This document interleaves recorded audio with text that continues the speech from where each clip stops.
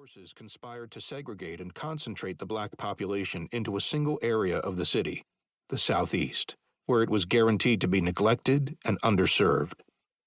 The Federal Homeowners Loan Corporation redlined the entire area of Southeast San Diego into the lowest grade D4 rating, recommending that mortgage lenders refuse to make loans in these areas or only on a conservative basis due to detrimental influences and an undesirable population or an infiltration of it.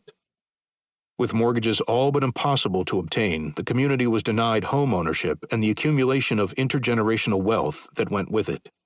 The construction of elevated freeways carved up neighborhoods and commercial districts and allowed San Diegans to pass through the Southeast without ever knowing it was there.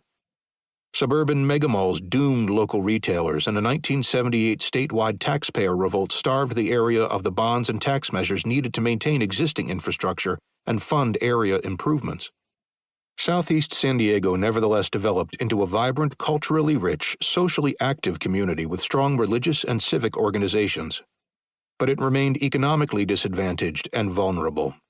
By 1985, PCP, crystal meth, and crack cocaine had joined heroin in ruining lives, spiking burglaries and robberies by addicts, and flooding the area with guns.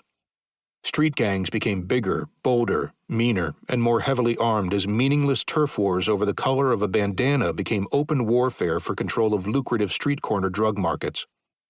As things got progressively worse, the residents and community leaders of Southeast San Diego seemed unable to get the rest of San Diego to recognize it had become a big city with big city problems. That is, until March 31st, 1985, when two white San Diego police officers followed a pickup truck with 7 young black men up a long dirt driveway in the southeast neighborhood of Encanto. Minutes later, something terrible happened. The sound of a terrified woman's voice coming over the San Diego Police Department radio frequency was chilling. "We need help. We need help." Police racing through the streets in response to the desperate cry for help barely took notice of the police cruiser that passed them going the opposite direction, its light bar whirling blue and red. Behind the wheel, a police revolver on the seat beside him, was a 23-year-old named Sagon Penn. In the aftermath of the horrifying incident, the city of San Diego was left wondering how a police force considered one of the most progressive in the country when it came to issues of race and use of force could see 2 of its rising stars pull over a truck full of innocent young men on their way back from a day at the park and still have everything go so terribly wrong. Sagon Penn, a soft-spoken and idealistic young man who believed his Buddhist chants could bring about the oneness of humanity, never disputed the violent events that occurred on that driveway in Encanto. San Diego was left to decide, was there anything that could possibly justify such an act? For the city's older white establishment, with their deep military traditions and rigid ideas of law and order, there could be no conceivable justification. But the black community, numbering less than 7% of the population, had no trouble conceiving of such a scenario. Had the story of Sagon Penn happened today, it would be a national media sensation, transfixing and dividing the country with its shocking developments and riveting courtroom drama.